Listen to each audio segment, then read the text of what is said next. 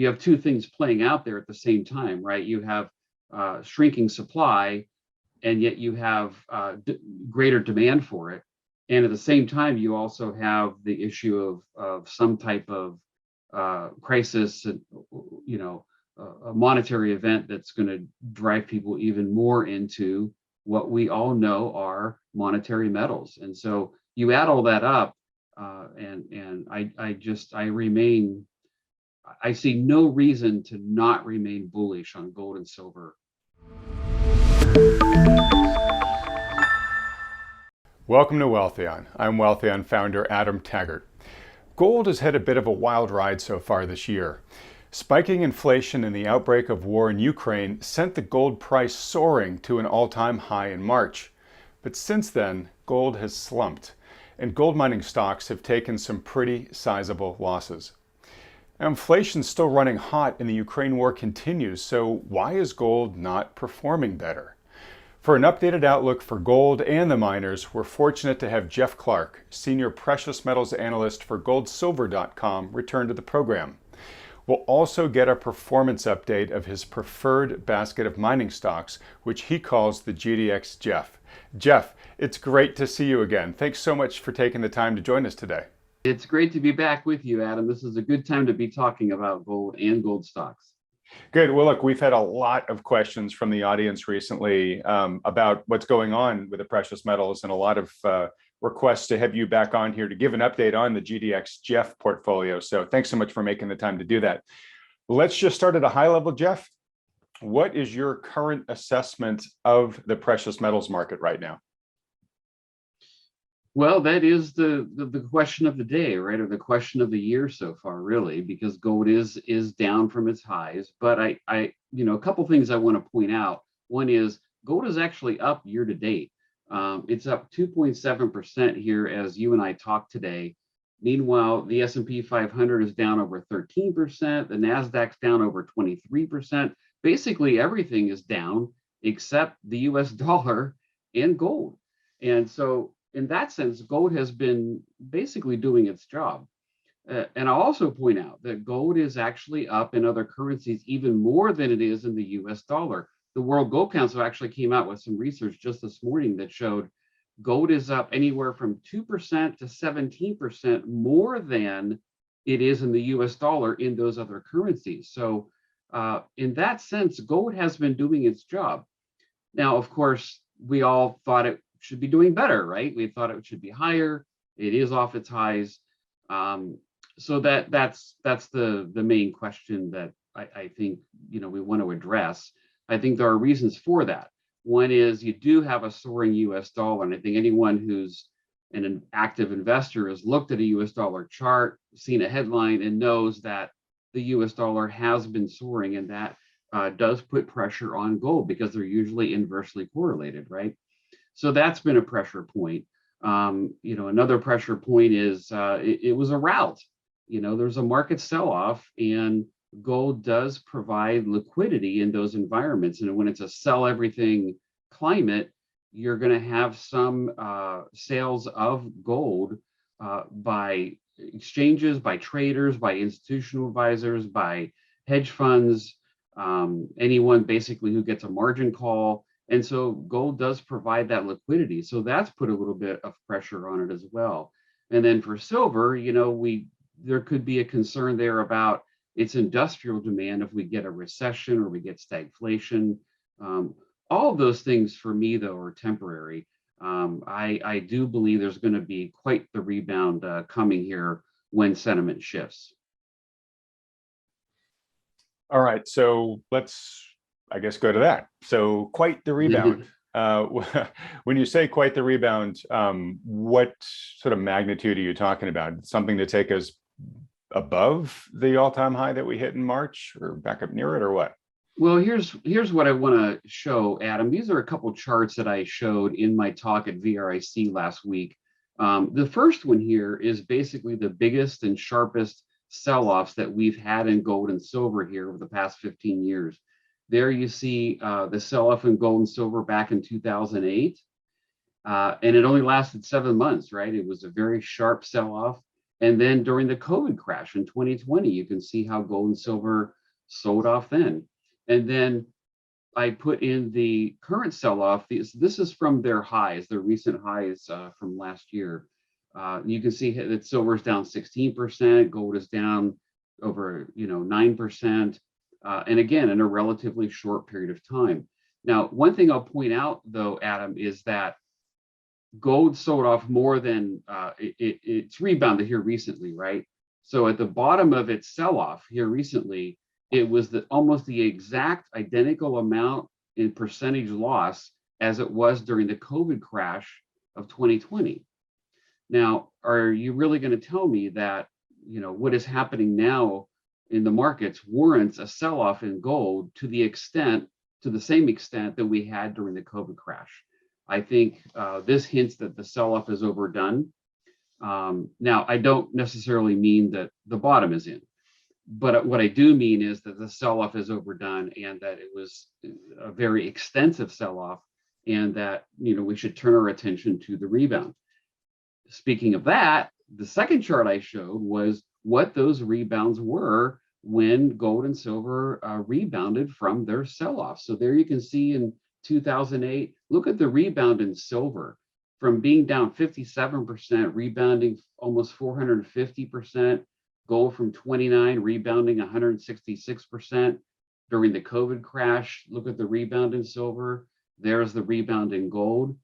And then there's our current sell-offs in the far right bars there for silver and gold. Those green bars are projections, but all I did there, Adam, was just average the other two rebounds. That's all I did there. I'm not saying that's what they're going to do. I'm just showing what it could be if it averaged what the other ones did. So really, you sure you're not guaranteeing a 300% increase in silver? Right.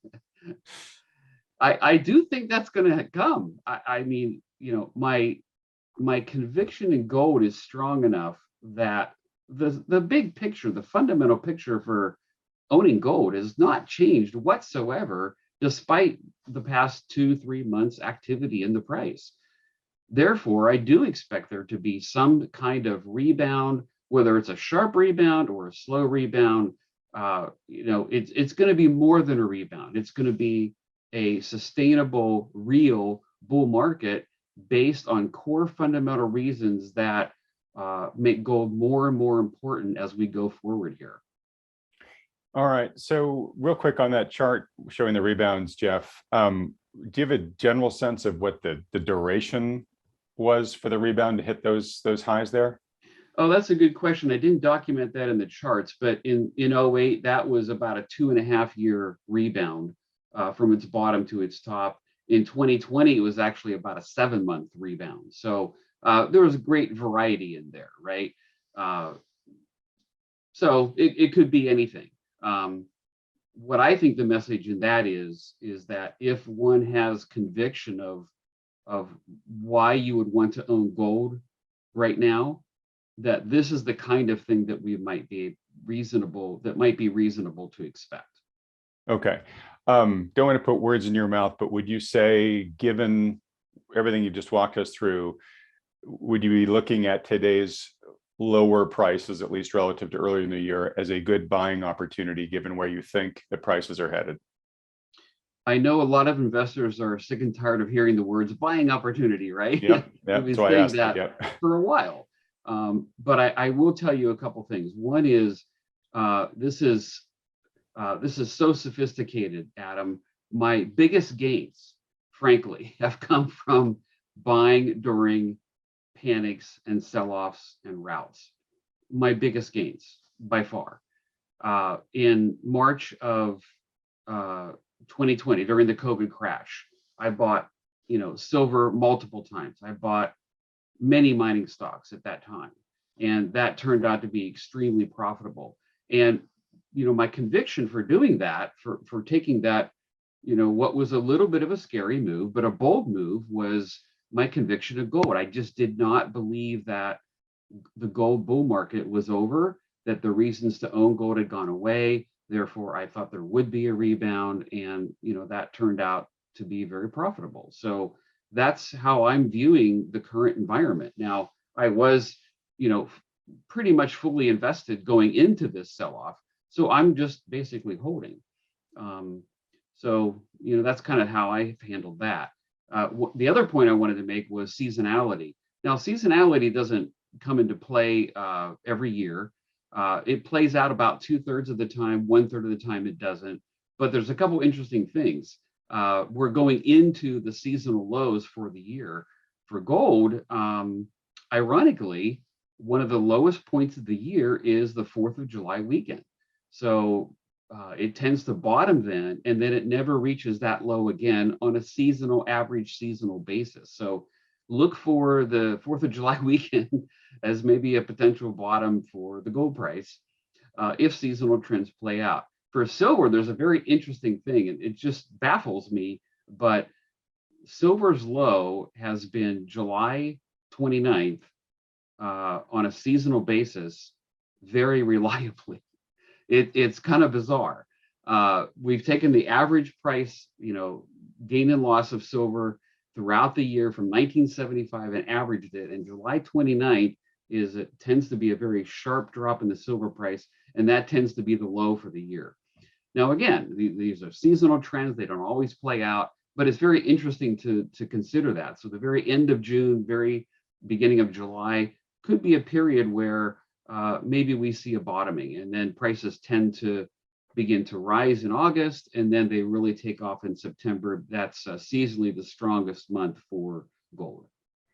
All right, interesting. And funny, I might actually have the explanation for why the nadir for silver happens on July 29th, because my birthday is the day before. And I think it's the manipulators just trying to kick me one last time.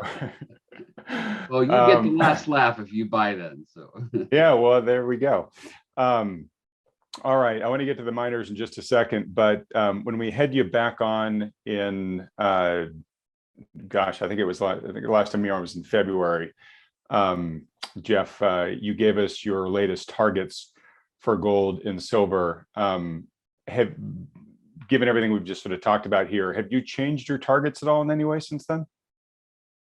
Well, I hate your question, but for anyone who has not tried to do this, give a prediction, go out there in public and make it widely known what your price projection is and the date, and then see what happens. It's very easy to be wrong because there's so many variables, there's so many factors, there's so many things going on. You have to account for all those things and somehow predict them, and on top of that, predict what else might happen and influence the price of gold. Now, that said, no, I really haven't changed my targets. I still think gold's going to, make a new all-time high later this year. But the facts have changed. The facts on the ground have changed. And so that forces us to modify our projections, right? And everyone has to do that. So I do think that sentiment will shift back at some point and be more positive for, the rebound reason that I pointed out. So at some point there's going to be a shift back, and I do think that we will be back to new highs at some point. So I think it's reasonable to expect that later this year. There's probably going to be some event, either a short-term event or maybe a big picture event that kicks in all of a sudden and gold's off to the races again. We've seen this many, many times throughout history. And again, because of the fundamental core reasons to be owning gold at this point, at this time in history, I have to go with that. So there's another thing I wanted to point out. There's a recent survey that came out from the World Gold Council. I just saw it this morning, and they interviewed central banks on gold. And the number one reason they reported to the World Gold Council that they own gold is because of its, quote, performance during times of crisis. So that is the number one reason they're buying gold. Central banks are still buying gold. They're still net buyers. And that's the number one reason that they're buying it, because they think that the odds of a crisis are high, and therefore they want to hedge their currency and their economy. So that's a big hint, I think, that what everything going on out there, it is definitely not a time to abandon your gold. Okay. Two kind of related questions to that. One is there's been a lot of talk this year about the potential for the return of gold-backed currencies. And, Russia's been basically making a lot of noise about doing that with the ruble. There is a Asian bloc led by China that is talking about kind of a basket of a currency, regional currency backed by a basket of commodities, including gold. If you want to hear kind of the detailed case for all of this, I'll put up a video here that I did with Alistair McLeod, where he went into this pretty deeply. But Jeff, do you see, or let me put it this way, what potential do you see that having for influencing the gold price going forward? I mean, what one would think that, hey, if it's actually going to be used as a currency for global trade, well, then demand for gold actually could really spike. Obviously, we haven't seen that type of reaction yet, but what do you think? The answer for me is what happens to the monetary environment that would drive central bankers and government officials and politicians to want to do that. So the answer for me is, does the solution to the structural problems that we have in our system today include gold? If the solution includes gold, whether that's a gold standard, a partial gold standard, using gold as sort of a reference point, its price as a reference for valuing other things, however that might play out. If that's part of the solution, then yes, I think that could play out and influence the price. If gold is not part of the solution, then that's something that is probably going to have less impact on the price. Okay, well, I'll admit to some, little bit of perplexion on my end that, who knows whether this will happen or not. But sure, investors being investors, you bet on probabilities. So maybe somebody says, well, maybe there's only a 10% chance of this happening. You would still think that there would be some sort of notable bump in gold, due to that 10% option value, but it hasn't quite happened yet. So obviously the market doesn't care what I think. Another question for you, kind of on the other side of something that could potentially injure the price of gold, which is, let's say peace is declared tomorrow in the Ukraine. You just talked about that the central banks, their number one reason for buying gold is as a crisis hedge. Obviously, that's a driver of retail buyers as well. How worried, and I shouldn't say worried because we're all hoping for peace in the Ukraine, but what impact do you think the outbreak of peace would have on the precious metals? If it's real peace, yeah, that would weaken the price of gold temporarily. I actually went back this is a couple of years ago and looked at every geopolitical event or conflict and how it influenced the price of gold. And in 90% of those episodes, Adam, the gold price reacted in response to the geopolitical event by rising, and then it softened in 90% of those cases after it ended. And so this is actually pretty common knowledge that gold does respond to geopolitical events, and then it gives back those gains when the geopolitical event is resolved. So I wouldn't be surprised if we saw that. But again, I didn't buy gold because Russia, might invade Ukraine, so I better buy more gold. That was simply traders reacting to that. We own gold for much more bigger fundamental reasons, and so while that might be a temporary thing, and I think we should all hope for that, right? That there is peace. But I think I would view that strictly as a temporary event. All right, great. All right, well, look, now let's get to the miners. So gold came down from its all-time high of what was it, like $2,076 an ounce or something like that, Jeff? Yeah, it depends if you use the intraday price or closing, and which fixed price you use, but right around there, yeah. Okay, and at the time we're talking today, I haven't looked at it in the past hour or two, but it was sort of somewhere around 1850 the last time I looked. So a lot of miners have come down more than that in terms of on a percentage basis, which you would expect because miners are basically, a levered play on the underlying underlying metals price. So to, mining stockholders or enthusiasts who are saying, okay, ouch, those are some smarting losses from back from the May highs. From what I can tell here, it looks like things have based a little bit. They're up from their lows in general, but they're still kind of down near them.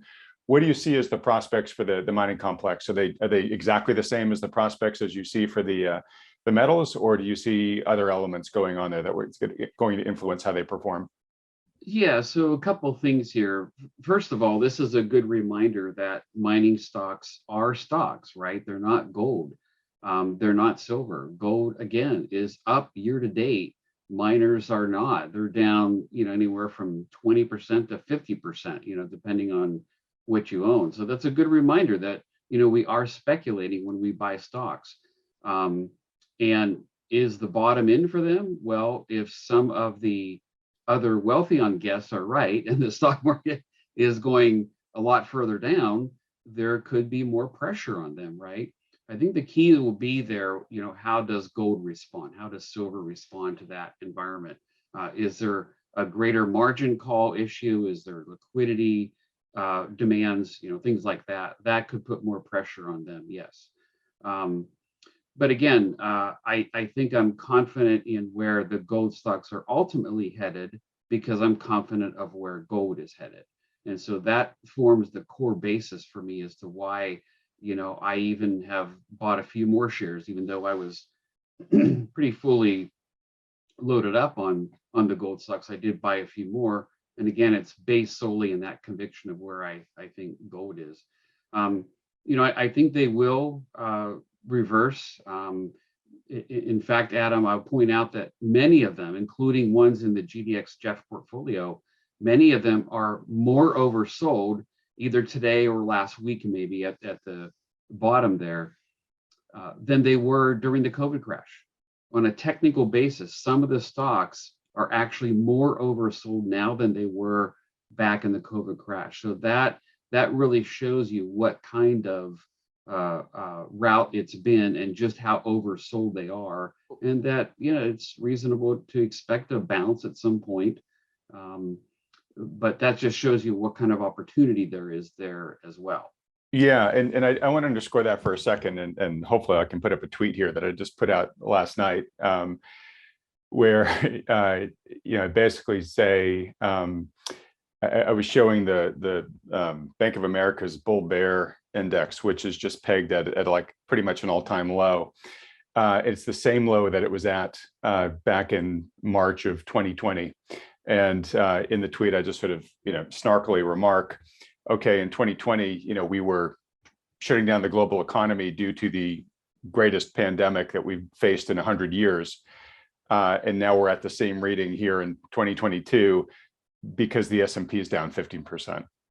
Right. I mean, it's underscoring what you're saying, which is we may be seeing a very undeserved overreaction right now, given the market concern today versus what it's like in a true crisis like we were seeing back then.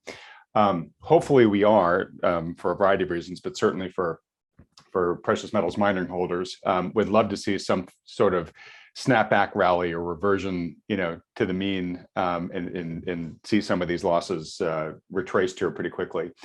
Let's get to the GDXJeff, if you don't mind, Jeff. So when you were on back in February, you put up a basket of stocks and said, look, there are ETFs out there. The two most notable are the GDX and the GDXJ. GDX is the larger mining company, an ETF of the larger mining companies. GDXJ is smaller mining companies from a market cap standpoint. And it's an ETF, so it's a little more sophisticated than this, but not too much. They draw a line in market cap, and everything above that goes into GDX, and everything below that goes into GDXJ. And that gives you exposure to the sector. And so your return there is what's called the beta, which is just sort of the general return the sector is going to deliver. And the criticism of holding, some people say, hey, that's the safest way to play the miners. And it largely is. But a valid criticism is, look, there's a lot of junk in there, right? You're getting all of the companies that are above or below that line, and a bunch of them are going to do poorly, or certainly in the junior space, go out of business. And so a better approach is to follow an analyst who can build a basket for you of what are assessed to be the higher probability of success companies. And that way you're still taking a portfolio-based approach, but you're hopefully removing a lot of the crud from the basket, right? And what you said is, okay, I'm going to put together my basket and we'll measure it versus the GDXJ, because a lot of the companies you put in your basket, not all of them, but a lot of them are on the smaller side because they're explorers or developers. So Jeff, I'd love for you to give us an update on how that's doing. And if you can also in your answer address, when we talked again back in February, you had said that because of the pandemic, a lot of drill results for these companies were delayed because they just didn't have the staff to process them, and that we were going to be seeing over the ensuing couple months kind of a catch up on the drill results. And I'm curious, for your basket, have those results come in, and what do we know more about these companies than we did back in February? Yeah, so that competition, I picked a date for it to start, and that was in January. And so it's been about 5 months now. And the GDXJeff is down more than GDXJ. They're both down. But yeah, the portfolio has definitely suffered in this sell-off. So that's understandable. And some of the stocks that I own are a little bit smaller, a little bit more speculative. And so when the market sold off, they sold off even more. So one thing I want to point out, though, is that when we started the competition, when I announced it there in January, the first month or two there, first couple months, my portfolio dramatically outperformed GDXJ, like by 3x. That was in a rising environment. And in a falling environment, because I have a smaller basket and I don't have 100 stocks, GDXJ has I think about 100 stocks in it now. An index is going to move a little bit more slowly to the downside and a little bit more slowly to the upside. And I think that's a key that we want to focus on, is that if I'm right and I'm picking the better stocks, that portfolio is going to move up more than an index in a rising environment. So the question an investor has to ask themselves is, will there be another rising environment? Because if there is, I expect these stocks to rebound more than a big bloated index would. And so that's a key I think we want to focus on. As far as drill results, yeah, they're still kind of slow. It's drilling, and it's especially the assays, though. The assay labs are still a little backed up. And with the strong start to the year, a lot of companies got more aggressive with drilling. They were adding rigs, they were raising capital, and doing more exploration, more work, and backing the labs up even more. So that has hurt a little bit, because the news has been a little bit slower for most companies. There are exceptions, but generally we're still seeing slow assay results coming back. So I don't know when that's going to get resolved. It's like a lot of other things in society, right? From supply chain, at the grocery store and everything else. So I don't know when that's going to get resolved, but that has hurt a little bit, I think is fair to say.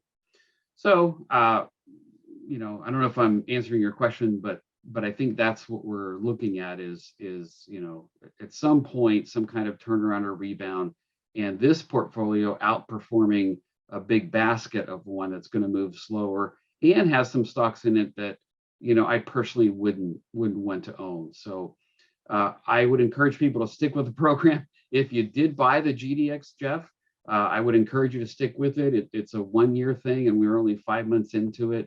And actually, there's a second chance here, right? So if someone is interested in doing that and picking what I think are some of the better stocks, this is a pretty good time to do that. Yeah, I mean, you get some much better prices on some of these things right now. And so folks, if to see the full portfolio of what's in the GDXJeff and to see Jeff walk through in detail his rationale for why he put each one into the portfolio, just go to wealthion.com/GDXJeff and you can see the video presentation there where it's totally dedicated to how he built that portfolio and why. So Jeff, and Adam, I should just add real quick that, just some people have asked, well, have you sold or anything like that? No, full disclosure, I have not sold one share of any of those. I still own all of them.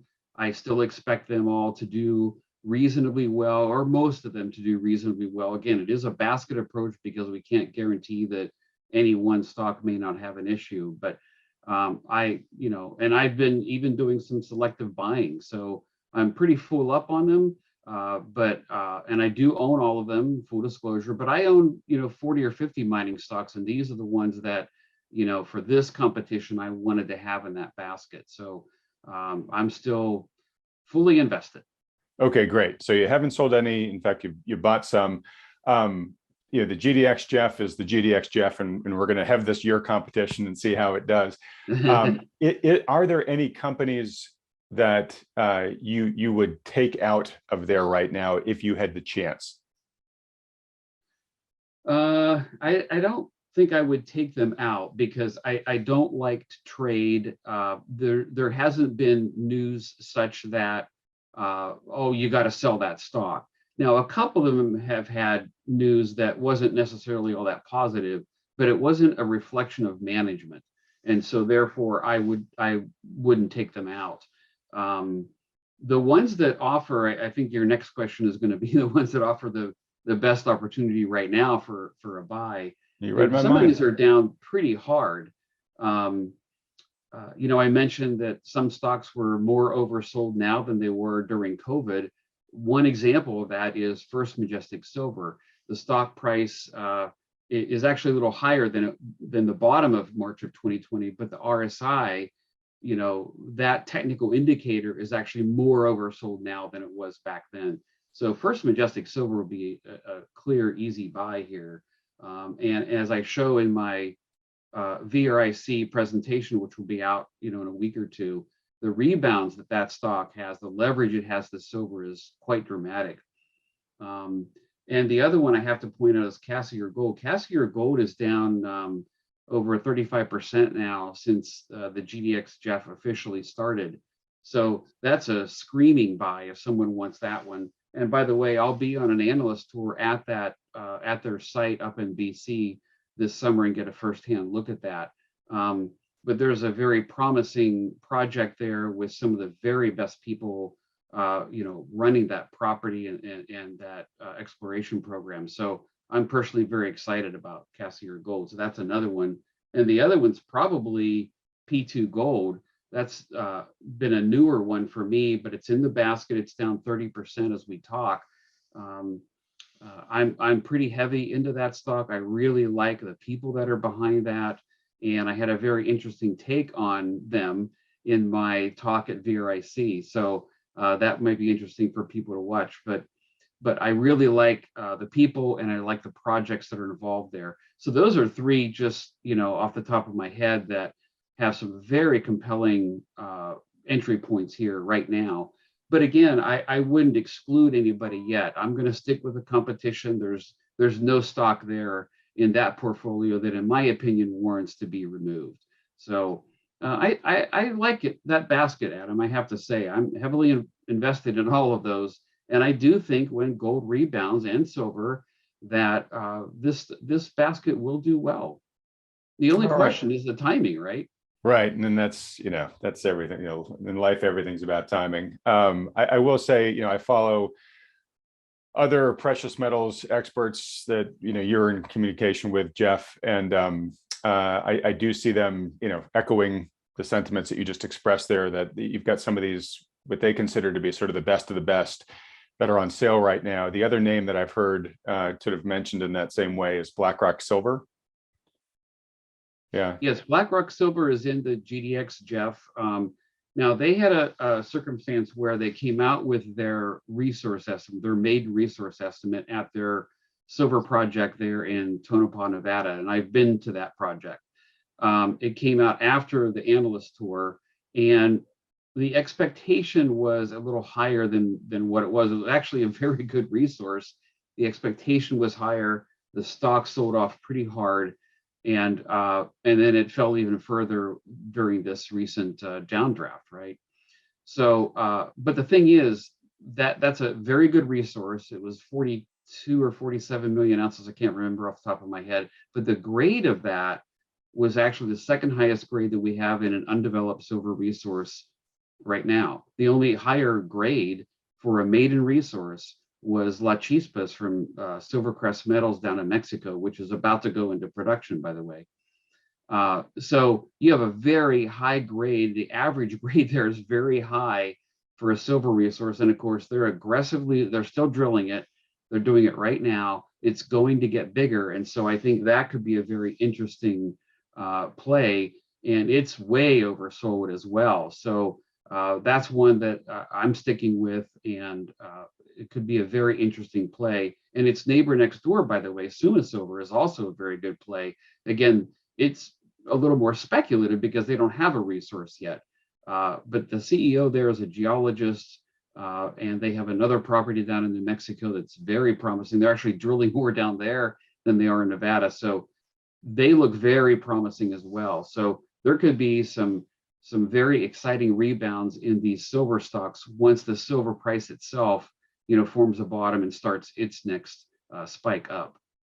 Okay, so when you were on back in February, again, it was before the war broke out and all the craziness that's happened since. But these stocks were at higher prices. You were very excited about their prospects back then, and this industry, and you'll know, how well this comment's going to apply to these companies because they're smaller and they're in development. But this industry has had some of its best cash flows ever, right? So I presume that at least the mining sector is still remaining pretty darn profitable right now, at least as a sector as a whole, even though prices are a lot lower right now. So can you basically say that cash flow is on sale right now in this sector? That's a good way to put it. Now, inflation, let's be clear, inflation is a real concern for the miners. Costs are going up across the board. A lot of these companies use diesel. The ones in the GDXJeff don't use a lot of diesel, quite frankly, including First Majestic Silver. They're actually building a LNG plant to power their, provide energy. So they're going to be less dependent on diesel. Diesel's like 3.5% of their costs. It's very small, so they're less impacted by that. That's another advantage of that company. But for a lot of producers, this is a real concern. Inflation is a real concern. Obviously, energy costs and labor costs both are going up, and then there's the supply issue. Supply costs are going up, and then there's a supply chain issue where maybe they're not getting things as quickly as they can. So those are all real issues. The gold price, it is true, the gold price solves all problems, though. So if we do see, a resumption of the bull trend in gold and silver prices themselves, that's going to cover up a lot of, these issues. Keep in mind that we're looking at the average price of gold per quarter and the average price of inflation costs per quarter. It's not a daily thing or a temporary thing. It's what happens by the end of the quarter. It's what happens at the end of the year. Basically, is the average price. If costs go up 5% a year, but the gold price goes up 10% a year, your margins actually improved. Right, exactly. Despite higher inflation. So let's see how it plays out. If this fall the gold price is stronger and the silver price is stronger, margins are going to go right back up for the producers. Okay, and is it fair? I don't want to be sort of selling sunshine here, but obviously, what's going to impact the mining sector the most is gold and silver prices, moving back higher, right? But they don't necessarily need to move back higher for the stock prices to come up, right? Because we've sort of had a double whammy. We've had the gold price come down, and we've had the general stock indices sell off, right? So there's potential where either the indices could stay where they are, but the gold price goes up, and that's going to pull some of these guys up, or the gold price could stay where it is, but the indices go up. And because these mining stocks are equities, that would presumably have some sort of halo effect on them. So is this the right way to think about it? And kind of why I'm sort of saying this is look, this highly speculative industry, there's a lot of risk here. As I say all the time around these things, you should only put money in there that you can afford to lose. Don't throw all your retirement into mining companies. But as I sort of look at the landscape right now, I see multiple reasons for why, multiple potential catalysts for higher prices from here.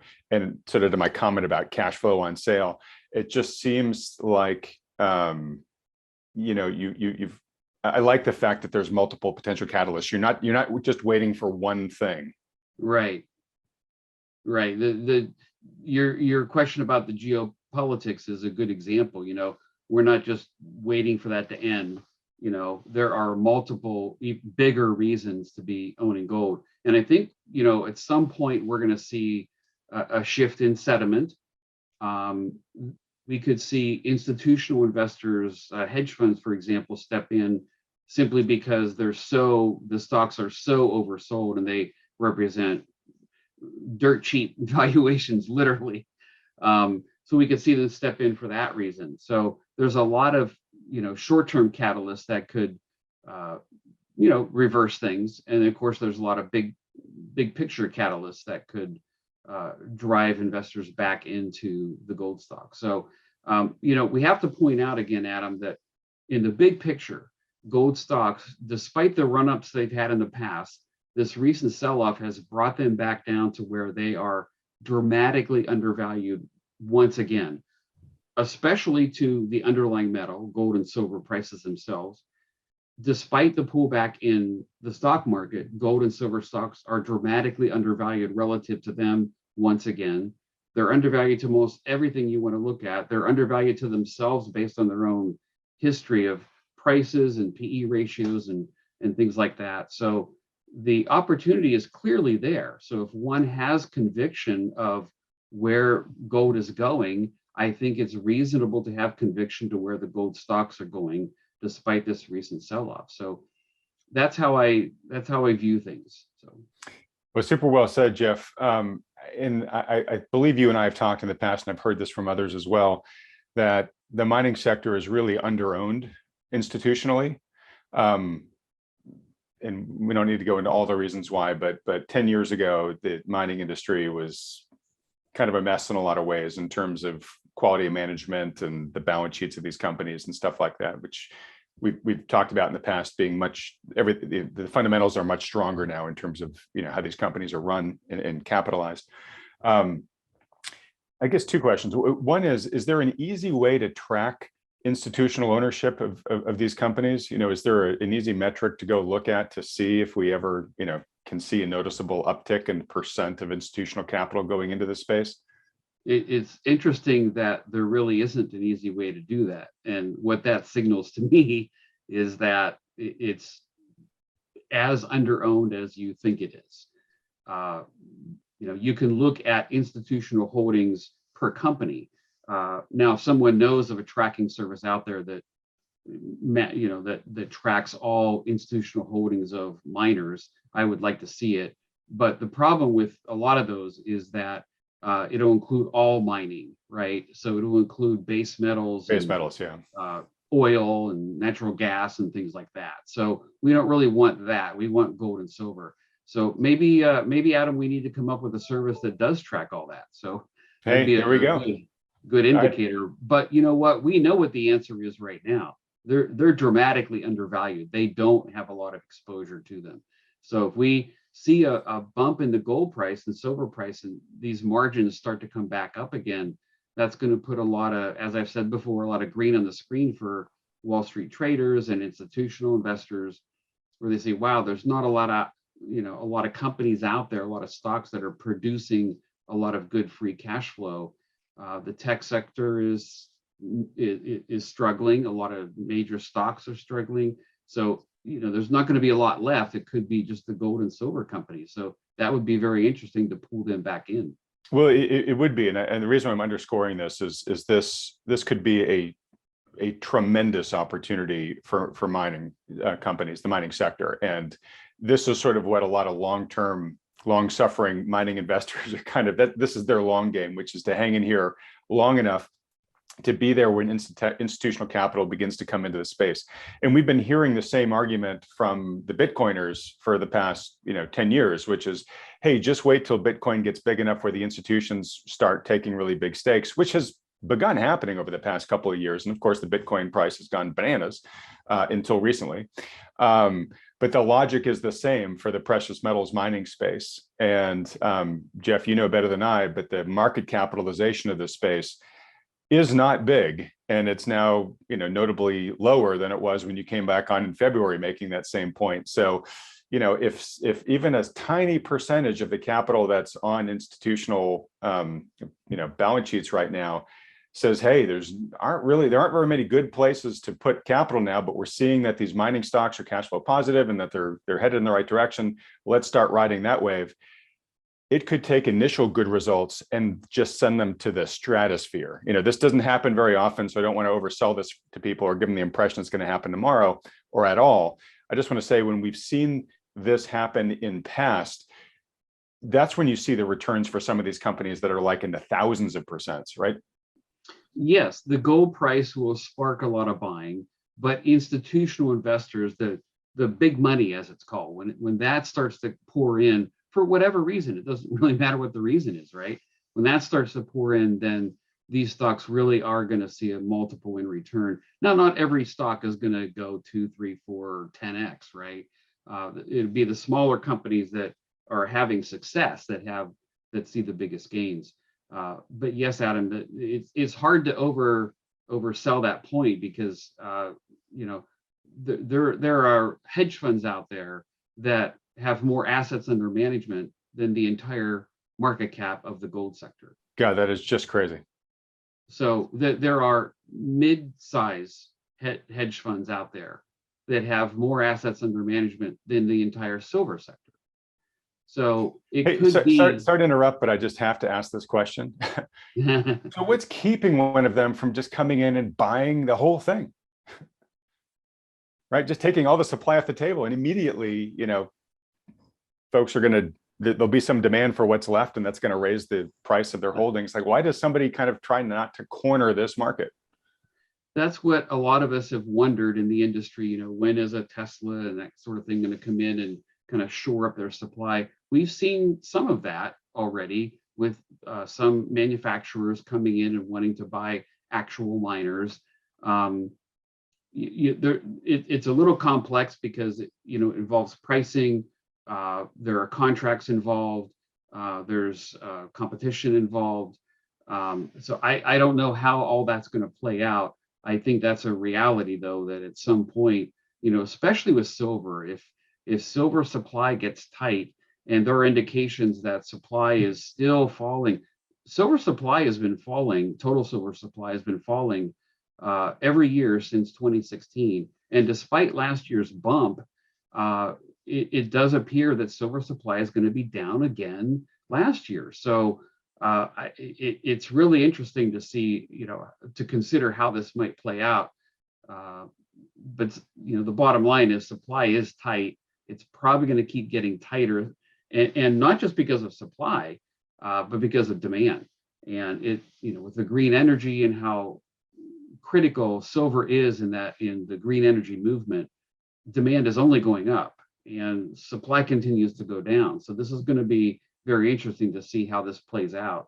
And that could be another catalyst for the price too, right? If you all of a sudden see headlines, silver supply is in jeopardy, or demand is, untenable, or something to that effect, that could drive in a lot of the mainstream and drive prices even higher. Yeah, and we're going to have to wrap it up on this point, but I do just want to underscore, and I've had this conversation recently with a number of experts, Michael Every from Rabobank being a great one, that kind of the world order has changed this year.